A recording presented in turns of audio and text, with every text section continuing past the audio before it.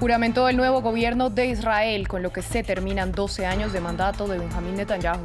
El nuevo ejecutivo está encabezado por el derechista Naftali Bennett y ya recibió la felicitación de líderes como el presidente de Estados Unidos y la canciller de Alemania. Netanyahu anunció que hará parte de la oposición con la frente en alto. Tenemos información desde Tel Aviv. Finalizó la cumbre del G7 en Cornualles con las promesas de los líderes de donar 1.000 millones de vacunas contra el COVID-19 a los países de menores ingresos, crear un mecanismo de detección temprana de posibles pandemias, cooperar en la reactivación de economías y mayores esfuerzos a favor del medio ambiente. Tenemos informe desde Falmouth. La policía nicaragüense arrestó a otros 4 opositores tras acusarlos de incitar a la injerencia extranjera y pedir intervenciones militares contra el gobierno de Daniel Ortega. Con estas detenciones ya son 12 los capturados de cara a las elecciones del 7 de noviembre, en las que Ortega busca su 4ª reelección. Buenas tardes para todos, bienvenidos a esta emisión de noticias en France 24. Soy Valentina Torres Sánchez. Iniciamos este informativo en Israel, donde juramentó el nuevo gobierno tras recibir el voto de confianza en la Knesset. Se trata del fin de la era Netanyahu, que llevaba 12 años en el poder, y ahora el gobierno, formado por una coalición extraordinaria de 8 partidos, estará liderado por el ultranacionalista religioso Naftali Bennett durante los 2 primeros años. Por su parte, Netanyahu aseguró que conformará la oposición con la frente en alto y resaltó entre sus logros convertir al país en una potencia de seguridad y tecnología.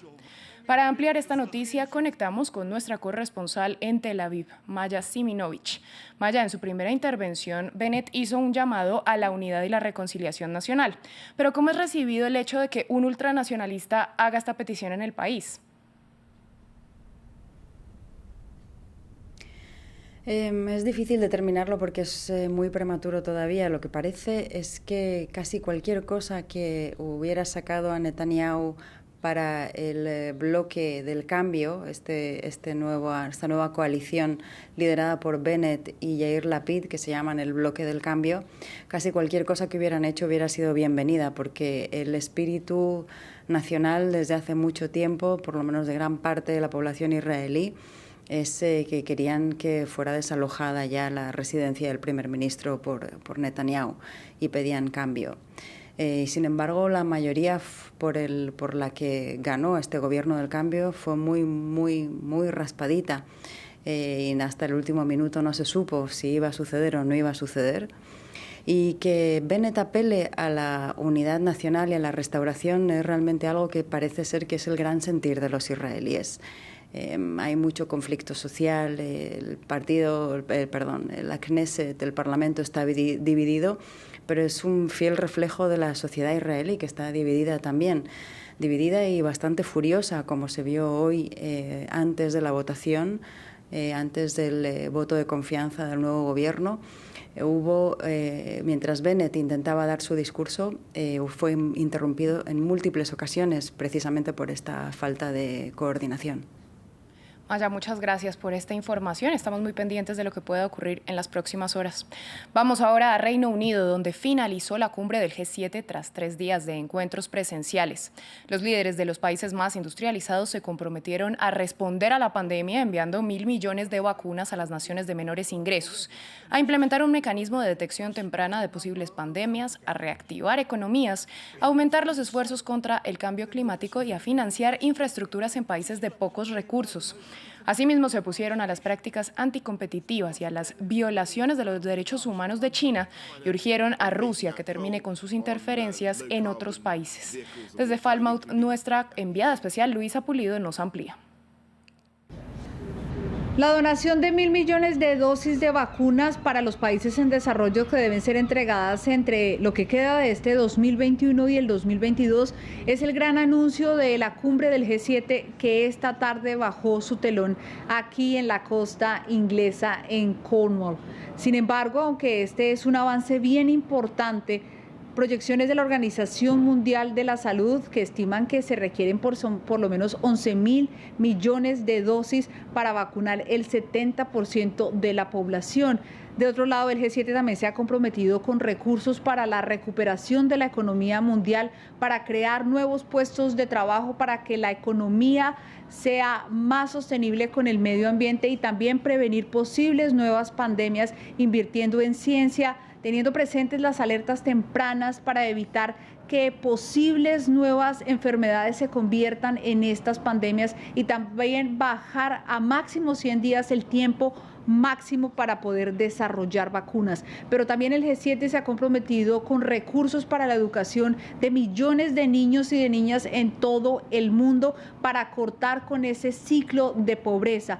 También el G7 se ha comprometido con importantes anuncios en cambio climático, acabar el uso del carbón, proteger especies y mares para el 2030, también bajar las emisiones para 2050 y hacer más inversiones en infraestructura para así acortar la influencia que está teniendo la China en países en desarrollo.